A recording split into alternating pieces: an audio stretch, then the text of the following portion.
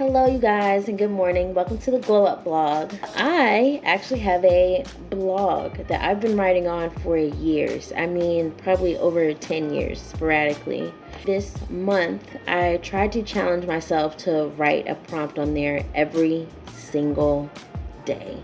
And I really actually enjoy doing it. I love to write and be creative and sharpen my imagination.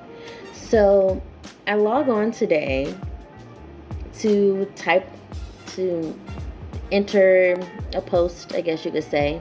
I have a list of prompts that I printed from all different walks of the internet I put together. And I had some comments and some readers. Usually like my traffic is on zero, or it's me like rereading my stuff. But I actually had someone come through and drop a couple of comments, and it just really motivated me, like, girl, what I'm gonna do is also do a daily topic on here. It's not gonna be very long, so let's start. Matter of fact, it's to the back because I've seen most of these on the front. When was the last time you had to hold your tongue? What would you have said if you did not have to? The last time I had to hold my tongue was actually very recently. And I hold my tongue a lot because I have a complex where I'm concerned about other people's feelings.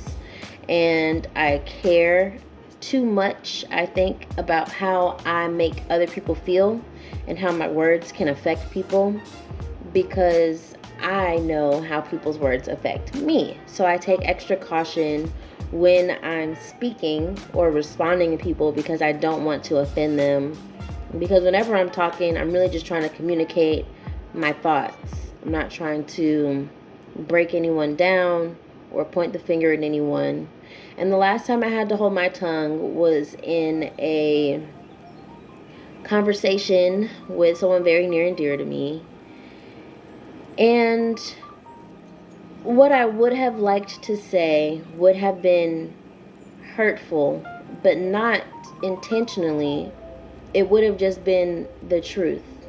And the truth essentially will set you free. However, does it lock up someone else? Does it restrain someone else? And then what kind of damage would that have done to my relationship with that person? A lot of times I want to be honest, and I find myself sugarcoating or trying to make things sound less harsh. And then when I leave that conversation and I get in my car, or I go to the bathroom and I look in the mirror and I have the conversation over, like I'm really talking to them how I want to talk, so that I can get it off my chest. And a lot of times in my previous vlogs here on my channel, there are things that I want to post because I'm venting and I'm like, oh, this is good, or I wish I would have said this. But I'm like, yo, if they see it, they're going to know I'm talking about them, for one, because of what I got on. They're going to know, I remember that day and we was fighting about that, and now you mad that's not what you said. Or, I'm concerned about how I make people feel, because that does matter to me. I really do appreciate the people that I have in my life, and sometimes I don't feel like it's fair for me to highlight or point out or bring to attention things that I know they know are obvious. Even though they acting like they don't know, it's not up to me to judge that person and say, you know what the real problem is you blah da da da da da da, because they know they blah da da da da da da. They know they like that. I know they like that.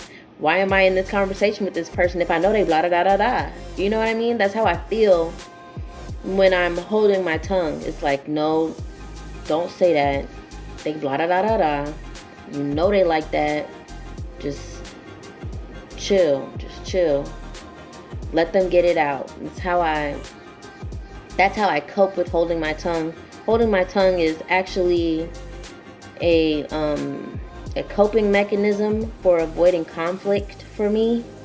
I am a non-confrontational person to the max.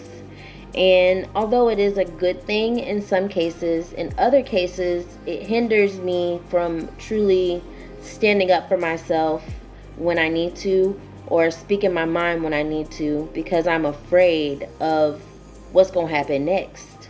I've never been confrontational, so I don't feel like I'm prepared for the response to my confronting. You know what I'm saying?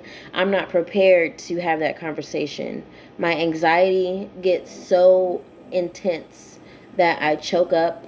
I start to cry, but not cry of sadness or defeat. It's more like a cry of fear. You know how when you're like 5 or 4 or whatever, and you playing with your cousins and you're the smallest one out there, and they mess with you so bad, you get so mad that you cry and you like you have so much inside of you, it is about to explode.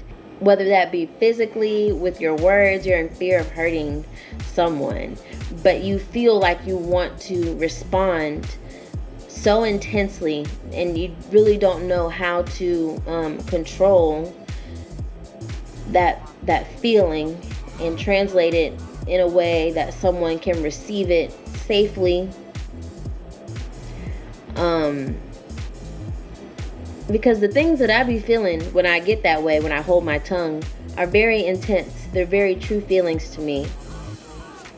And when I speak to certain people and I know, like, okay, this person is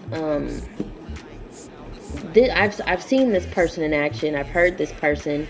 I know that this confrontation is truly possibly not in my favor. I'm gonna just simmer down, hold my tongue, feel how you want to feel, and I will listen.